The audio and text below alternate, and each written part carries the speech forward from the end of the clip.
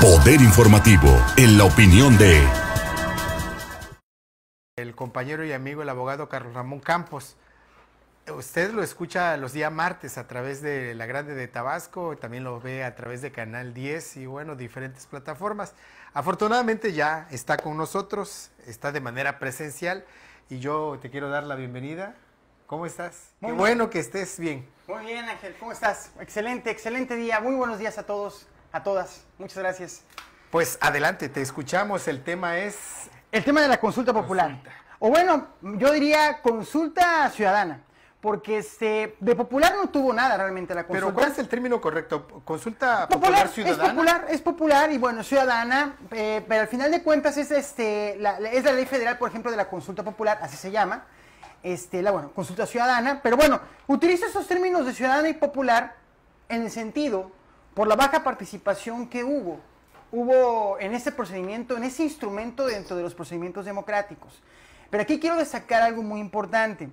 Ayer que estuve analizando los medios de comunicación nacionales y algunos analistas hablaban del término fracaso de la consulta, y ahí quiero yo enfocar mi comentario. Me parece que un fracaso de la consulta como tal, pues me parece que no hubo un fracaso como tal. ¿En qué sentido lo estoy comentando? Porque la consulta se llevó a cabo.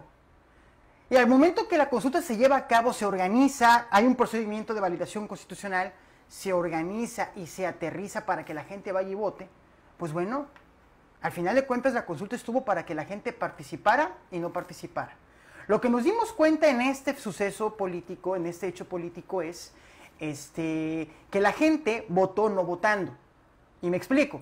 La Ley Federal de la Consulta Popular, la consulta ciudadana, para que fuera vinculatoria la pregunta que se estaba realizando, era muy importante que votara el 40%. Mínimo del padrón, de la lista nominal, bueno, del padrón electoral. Resultó que la gente no salió a votar. Entonces, al no votar, pues al final también ejercieron el voto de manera indirecta, es decir, bueno, no me interesa, o en su defecto, no creo en la materia de la pregunta. Además, porque habían dos preguntas únicamente, sí y no. Exactamente, sí o no. Entonces, lo que estuvo a discusión desde que esta pregunta la pregunta que fue modificada por la Suprema Corte era la materia de la pregunta. Creo que ahí radica mucho desinterés de la gente, como estaba un poco entendible para el ciudadano común, para el ciudadano de a pie, muy extensa, si estaba de acuerdo en que actores políticos del pasado se investigaran. Y hubieron quienes vincularon la pregunta directamente a los expresidentes, cuando la realidad no es así. No es para expresidentes, es políticos del pasado, y en ese se encuadran muchos actores que ahorita están vigentes.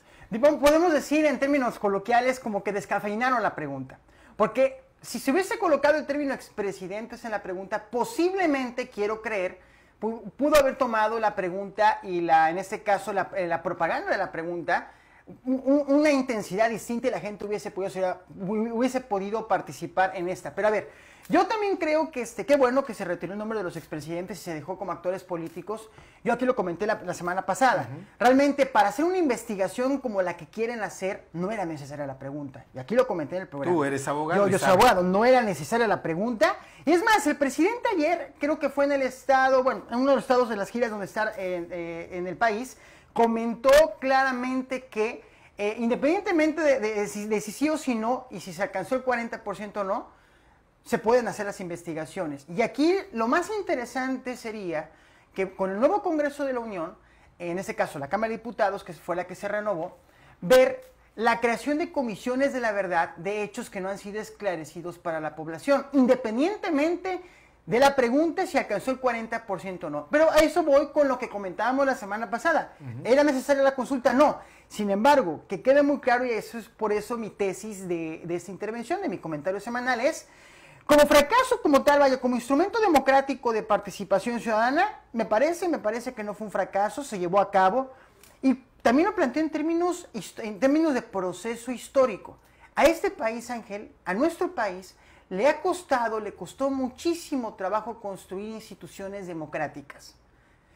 Nuestra generación, ya hablo de 30 años para adelante y un poquito también mucho más jóvenes que ya participan y votan, no les tocó vivir la época del régimen autoritario, donde no teníamos posibilidad de participar en medios, inclusive de estos temas, había mucha cerrazón, mucha censura, vaya, no había las libertades como hoy en día las podemos tener, porque hoy en día sí podemos decir que somos una sociedad mucho más libre, obviamente seguimos siendo problemáticas, pero hay mayores libertades, y siempre se puede mejorar. Entonces, la consulta como tal, como instrumento de participación ciudadana, para poder perfeccionar nuestras democracias, me parece que fue, un éxito en su organización, en su instalación, y todo lo que implica ese tipo de mecanismos democráticos.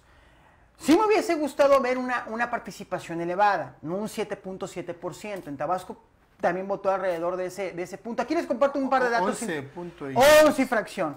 El estado donde mayor porcentaje votó fue el estado de Tlaxcala, y el menor creo que fue, si no me equivoco, Chihuahua.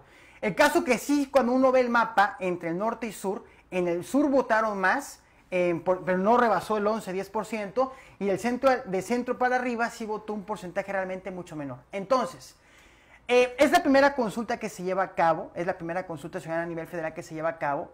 Qué bueno que se está, instalando ya en la práctica el artículo 35 constitucional. Y decirlo, hay mucho que mejorar en este procedimiento de consulta ciudadana. ¿Por qué? Porque a mí me parece también muy excesivo el 40%. Vamos a plantearlo en términos electorales, estimado Ángel, y aquí se lo comparto al auditorio. Que se anule una elección porque no haya votado tan siquiera el 40% de la población. ¿Qué ha pasado? ¿Qué ha pasado? Que vota el 35%. Sobre todo por las intermedias. Exactamente. Entonces, que digan, estas elecciones no cuentan porque está votando un porcentaje mínimo. Pero sí, vote uno, así es la democracia. Pierdes y ganas con un solo voto. Exactamente. Independientemente del porcentaje de gente que quiera votar, pues al final de cuentas también sería muy válido reconocer a los que votan y no votan. Entonces, me parece que la consulta ciudadana como instalación, como mecanismo democrático fue un éxito. Me parece, si me hubiese gustado cívicamente, una mayor participación, pero se entiende. Y se puede justificar hasta cierto punto porque la gente decidió no salir a votar el día 1 de agosto. Muchos argumentos, tanto de diferentes bandos, diferentes actores que acusan de que no hubo la promoción adecuada. Lo cierto es que se dictaron reglas de cómo iba a estar a partir del 15 de julio. Era la promoción. El INE se queja de la falta de recursos. Ciertamente no hubo una partida extraordinaria. Se utilizó los medios al alcance. Y el tema de la consulta, pues de manera natural se venía mencionando desde el principio de año inclusive, que sería después de las elecciones, porque recordarás que el tema se discutió en el hecho de que se pudiera hacer el mismo día de la elección, y vino una amplia discusión, sobre todo en la Cámara de Diputados, que no se concretó que fuera el mismo día, sino que fuera después. Ya se mencionaba la consulta, pero como es una figura novedosa, pues no, como que no nos caía el 20, ya luego algunos partidos arroparon como ahora sí que la propia consulta, y se vio como una tendencia partidista más que ciudadana, bueno, al menos es lo que yo observé. Sí, a ver, si hubiese sido interesante, y aquí también se comentó por Poder Informativo la semana pasada, que hubiese sido interesante que la consulta hubiese sido el 6 de junio de este año, que hubiese empatado con la elección intermedia. Y en efecto, me parece que los argumentos que se esgrimieron por parte de la autoridad electoral me parecen no suficientes para decir, inclusive, si hablan de economizar la elección, se hubiese podido economizar empatando toda la elección. Pero no dependía de los del INE. No, pero hubo un debate, una gran discusión, hubo una gran discusión de por qué se traslada al 1 de agosto. Y no estoy defendiendo al árbitro. No, solamente decir que hubiese sido interesante ver la elección el 6 de junio, más allá de quién haya sido responsable o no en pasar al 1 de agosto. Pero a ver, comentas algo muy importante, Ángel, es el tema de la promoción. Cuando cuando emiten la convocatoria, el decreto para poder hacer público esta convocatoria para que la gente participara, me parece que del 15 de julio al 1 de agosto eran muy pocos días. 15 días para que la gente participe en un procedimiento de este gran calibre, me parecerían muy pocos días, muy pocas semanas. Me parece que sí le faltó difusión, hay que decirlo, le faltó difusión a esta consulta ciudadana. Por eso hubiese sido interesante mejor empatarla con las elecciones intermedias, y también te ahorras una buena partida. Ya no tienes que volver a instalar, en este caso, casillas electorales. Inclusive tengo que reciclar, si me permiten el término, a los funcionarios de casilla del 1 de junio. Que no todos querían. Digo, el 6 de junio. Porque un cansancio natural también de la propia elección reciente del 6 de junio, sí, y casi estábamos, ¿qué? No llegaba ni a 2 meses de que había pasado el proceso, el propio cansancio natural de la gente que se cansa de escuchar propaganda, y claro, de nueva, eso también pesa, y se reflejó, ¿no? Y bueno, son muchos directrices que se pueden analizar, sacar las propias conclusiones de cada quien. Yo en lo particular creo que no se puede considerar un fracaso. El hecho mismo de instalar esta figura de democracia participativa, pues es algo que celebrar, porque consultar los temas, pues habría que ver qué temas se pueden consultar, no a consideración de una figura, sino puede ser, no sé si podría ser un tema interesante, el tema del aborto, el tema del matrimonio igualitario, que, o sea, vivimos en una sociedad de muchos enfoques, pero digo, lo traigo nomás a colación, que sería interesante consultar. Se aprueba, no sé, la pena de muerte para ciertos casos que generan pues polémica. Constitucionalmente, temas de derechos humanos no se pueden consultar. Imaginémonos que consultemos temas del derecho a la vida y todo, porque son temas muy polémicos. ¿Sí? Son temas muy polémicos, pero la Constitución es muy clara que hay limitaciones. Entre ellas está el tema de derechos humanos. O sea que estos temas que planteo, de plano, no. No, a nivel nacional no se pueden consultar. Y mucho menos para llevarlos a un procedimiento de validación constitucional. Sin embargo, temas como la marihuana, otro tipo de temas que son más, vamos a decir, fuera de esta situación y fuera de la restricción constitucional, porque insisto, ahí sí el legislador mexicano sí puso restricciones en materia de presupuesto. No todos los temas se pueden consultar. No todos los temas se pueden consultar. Eso sí, por eso el procedimiento de validación ante la Suprema Corte era muy importante. Y por eso fue que modificaron la pregunta, ¿no? Porque trastocaba derechos humanos de ciertas personas. Entraba directamente, sí, a la vulneración, en ese caso a la restricción de porque derechos mucho quizá personas, tener, es que los de la Suprema Corte le cambiaron la pregunta por intereses, no porque tocaba asuntos de derechos humanos y por eso se modificó. Exacto, y ya era vulneratorio, porque ya estás en una pregunta casi acusando, sin una sentencia previa, en este caso a figuras públicas de relevancia nacional, bueno, que tuvieron un cargo muy importante como fue la presidencia de la República. Ahora bien, me voy a Estados Unidos, si me permites rápidamente este ejemplo comparativo. Cuando fue la elección de Trump y Biden, hubieron consultas populares, si no mal recuerdo, fueron como 21 o 23 ahí consultas. En Estados Unidos. En Estados Unidos, donde se votó temas de la marihuana y otros temas a veces inclusive muy localmente, quizá, no todo tema social es absurdo para nada, pero temas muy mínimos que para las comunidades norteamericanas eran muy importantes, ¿no? Y por ejemplo se votó el tema de la marihuana, se votaron otros temas muy interesantes. El tema de la marihuana se votó en California, si no mal recuerdo. Entonces, o el estado de Wisconsin. Bueno, el punto es de que se empató la elección del Congreso de Estados Unidos, la elección de la presidencia y la elección, en este caso, de consultar a la gente sobre temas polémicos dentro de la sociedad norteamericana, en este caso a nivel estatal. Entonces, no hay que asustarnos, me parece, si revisamos solo el suceso, pues sí, bueno, podemos decir que la consulta fue un fracaso, pero si vemos el proceso de lucha democrática, de reconocimiento de derechos políticos y todo lo que ha estado detrás de esta gran lucha del 68, si lo queramos poner una fecha, a la fecha, pues bueno, me parece muy importante considerar que esto es un logro de la joven y latente democracia mexicana. Con sus defectos, porque los tiene, sí, claro. Pues todo proceso político es perfectible. Entonces, y no hay un punto máximo. Permanentemente vamos modificando y vamos ajustando para ir mejorando ese tipo de instrumentos para que lleguen a la sociedad. Entonces, qué bueno que la consulta se llevó a cabo. Cuestiono yo la materia de la consulta, pero por supuesto, pero adelante, que vengan más consultas. Y es más, Ángel, aquí hay una propuesta a los medios de comunicación y a las futuras autoridades legislativas a nivel estatal. La ley federal es aplicable solo a nivel federal, temas de trascendencia nacional para temas federales. No se puede hacer una consulta estatal. No, ¿por qué no proponer una consulta a nivel estatal? Una ley, que se modifique el marco constitucional estatal y una ley estatal. Imaginemos, estoy planteando un supuesto hipotético. Y si se haga una misma pregunta que ya validó la Suprema Corte, aquí lo tendrá que validar en este caso el Tribunal Superior de Justicia, obviamente con la Suprema Corte como validaciones. No el Tribunal Electoral. No tan solo, no, tendría que ser en ese caso la autoridad local constitucional. Hay un procedimiento local constitucional a nivel estado, muy interesante esta figura.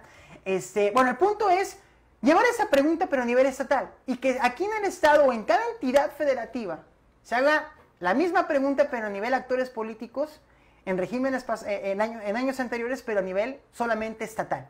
Sería interesante un ejercicio de ese tipo. Bueno, por un lado, pero por el otro lado, insisto, me parece que la consulta per se... Yo imagino que es una santa inquisición, ¿no? Yo hago la propuesta en la mesa, porque a ver, si queremos... El tema, vamos a poner el tema de los delegados, ¿no? Que vaya como... El tema de los delegados... Sería un tema interesante de someterlo. Mucha gente lo pedía. Digo, ¿por qué no se meten a votación si queremos o no elegir a delegados? Porque es una autoridad muy cercana a la sociedad. Acabas de darle un punto neurálgico y aquí comento, o sea, me complementas con el argumento que estoy comentando, el proceso de lucha democrática en nuestro país y en Tabasco. Tabasco es un punto de referencia, no solo Chihuahua, Ciudad de México, Tabasco, desde los años 80, los centros integradores de desarrollo con González Pedrero, posteriormente el éxodo a la democracia y otros varios sucesos muy interesantes que vivió nuestro estado. Vaya, aquí se anula, creo que fue uno de los primeros municipios que se anula la elección, o no se anula, sino que cambian al alcalde, creo que fue el municipio de Cárdenas, si no mal recuerdo, en el año 91. Bueno, el punto aquí clave es el siguiente, Tabasco ha sido pilar fundamental para la lucha democrática de este país. El laboratorio, ¿no? El laboratorio de la revolución, no dudo el laboratorio de la democracia. Entonces, aquí el punto nodal es el siguiente. Si Tabasco como punta de lanza también en materia democrática, vaya, sería interesante un experimento de este tipo, porque al final todo instrumento es un experimento. Cuando lo llevas a cabo, y ahí viene el perfeccionamiento a nivel normativo, y eso es lo que estoy comentando. Me parece que esta consulta, como está la ley vigente, imperante, me parece que hay mucho que modificarle. No está, me parece, para el nivel de complejidad de los temas que estamos manejando y de la sociedad tan polarizante, también por las redes sociales y todo lo demás, la gente está participando. Y hacer una consulta ahí viene la otra propuesta, cada ejercicio electoral me parece muy limitativo para la democracia que este país quiere construir. Debería haber consulta dos veces o una vez cada año, vaya, no tiene que ser limitativo. Me parece que la gente tiene que participar. El asunto del recurso económico también ahí a veces es una limitante. Exactamente, sí, y como en todo, ¿no? Toda política pública, porque eso también es un tema de política pública en materia democrática, requieres un presupuesto para poder llevarlo a andar, pero por supuesto. Y además serviría, por ejemplo, para dar la actividad a los OPLES o al IEPCT, pongámosles el nombre, porque no tienen mayor actividad después de la jornada electoral de cada 3 años. Entran en una cierta pasividad en actividades, pero sí están cobrando los consejeros. Bueno, sería quizás, no hay elección, no hay pago. Fíjate que ya estás planteando una reforma que también ha estado en la mesa académica respecto al tema de la gobernanza electoral, sobre a qué se dedican muchos funcionarios que ya no están funcionando, por ejemplo, en periodos no electorales. La Junta Local, por ejemplo, se desactivan los consejos, nada más quedan, ahora sí que la parte orgánica mínima en la Junta Local. Los que fungen como consejeros de la Junta Local del INE, se desactivan por el tiempo y luego los vuelven a llamar, aunque los eligen por 2 periodos, me parece. A mí me parece que la gran problemática en todo estado que busca garantizar la ley es la burocracia, en cualquier ente, sea público, autónomo y no autónomo. La burocracia es lo que más corroe en los procedimientos para poder llegar a los resultados que la ley te está invitando a que alcances. Me parece que entre más burocracia tampoco es una gran eficiencia, mucho menos gran eficacia, también mucho menos, tampoco garantiza calidad en el funcionamiento de las instituciones. Me parece que nuestro país tiene que revisar su marco administrativo en todas las materias, administración de justicia, legislativa, ejecutivo, públicos autónomos, y realmente revisar, tampoco estoy diciendo que haya un recorte, no, hay que revisar dentro de la lógica del funcionamiento qué se podría hacer para mejorar. Garantizar mejores derechos a los funcionarios públicos, servidores públicos, hablo de nivel tabla media para abajo, porque de tabla media para arriba están bastante bien, hablo de tabla media para abajo, y obviamente garantizar el mejor funcionamiento de las instituciones en estas complejidades como sociedad que estamos viviendo. El marco institucional vigente me parece que está muy rebasado para las problemáticas sociales, económicas, culturales inclusivemente que estamos nosotros transitando. Entonces requieres instituciones que no simplemente cumplan la ley, sino que también te construyan políticas públicas y de esta manera podamos aterrizar soluciones cercanas y eficaces a la población. Regreso un poco a la consulta. Al final la consulta es un derecho político. Se tradujo en una política pública con la consulta que vimos el 1 de agosto, que es la acción concertada de varios entes públicos para efectos de llevarla a cabo con un presupuesto determinado. La pregunta es la siguiente: ¿es suficiente? Me parece que no. En democracia nada es suficiente. Pero como ayer, y ahí sí sostengo un poco lo que comentó, no un poco, sostengo lo que comentaba el presidente, me parece que tiene razón. Toda acción que se refleje con valores democráticos me parece que es una gran victoria. Me parece que, independientemente de la poca participación, instrumentos de ese tipo se tienen que fortalecer de manera permanente y no solo una vez cada 3 años, sino que sea, repetitivo y reiterativo. Ahora viene la revocación de mandato, que será el próximo año, que también es un ejercicio novedoso. Y novedoso, e insisto, para nuestra democracia mexicana, que en las democracias europeas parlamentarias ya llevaban tiempo llevándose a cabo, pero también sería interesante la revocación de mandato a nivel local. A ver, hago la invitación, que se haga también ese tipo de ejercicios no solo a nivel federal, sino que se traduzca a nivel local. Vamos a ver qué entidad federativa, a nivel gubernatura, a nivel presidencias municipales. Pero también voy a dar la otra cara de la moneda. No garantizaría estabilidad en los regímenes políticos. Por eso tú escoges un mandatario por 6 años y por 3 años. Me parece que entraríamos en un proceso de desajustes y de politización que te llevaría más a conflictos que a soluciones para garantizar la gobernabilidad desde los gobiernos elegidos democráticamente. Pues a ver, acá yo de plano a nivel estatal no creo que muy pronto se inaugure una etapa de esa naturaleza. Los temas, hay muchos, ¿no?, que pudieran ser considerados para ponerlo en la mesa de la sociedad, qué tema o qué asunto discutir. Eso es también interesante. ¿A propuesta de quién? Claro, ¿a propuesta de quién? Digo, aquí sería revisar el andamiaje normativo institucional, ver, como tú bien comentas, Ángel, y comentar a la ciudadanía las temáticas que hay. En teoría, a ver, decirlo, ese tipo de consultas existen y están porque la calidad de la representación política a nivel regidurías, que yo vi muy bien la propuesta de reducir regidores, me pareció una propuesta de reforma a nivel estatal muy importante. 2, a nivel Cámara de Diputados y Senadores, a nivel alcaldías, que no se diga a otros niveles, ¿no? Me parece que la baja calidad de la representatividad política, que es un fenómeno que están viviendo todas las democracias en desarrollo y desarrolladas, cabe destacar, eso también está pasando en Estados Unidos, la baja confianza en la representación política, me parece que ese tipo de instrumentos, ese tipo de instrumentos son para fortalecer a la democracia indirecta, o sea, la de representación política. Pero aquí también hay que tener mucho cuidado, no abusar de estos instrumentos en temáticas que no se tienen que consultar, que ya se... Es lo que decían algunos, la ley no se consulta. No, a ver, por eso estoy haciendo la sana distinción, y aquí se comentó en el programa pasado. Me parece que la polémica de esta pregunta fue la materia de la pregunta. Esa pregunta nunca debió haber sido, pero bueno, bienvenido al mecanismo democrático, para que diga, no, adelante, pero la materia... Escuché aplicas la ley. A Santiago Nieto, que decía, es que muchos delitos ya prescribieron. Exactamente. Pero hay otros que no han prescrito. Sin embargo, tampoco requieres una consulta para hacer la investigación correspondiente. Los que justificaban los detractores a la consulta, ¿no? Que decían, exactamente. ¿para qué si eres culpable que se castigue y se meta, dicho coloquialmente, al bote el que haya cometido alguna violación? Nuestro país a nivel internacional, en materia de calidad de Estado de Derecho, que es uno de los pilares de todo sistema democrático para poder garantizar la defensa de los derechos humanos. Hay que destacar que la consulta como derecho político también es un derecho humano. Hay que destacar esto también, es muy importante. Tenemos niveles de impunidad en nuestro país elevados.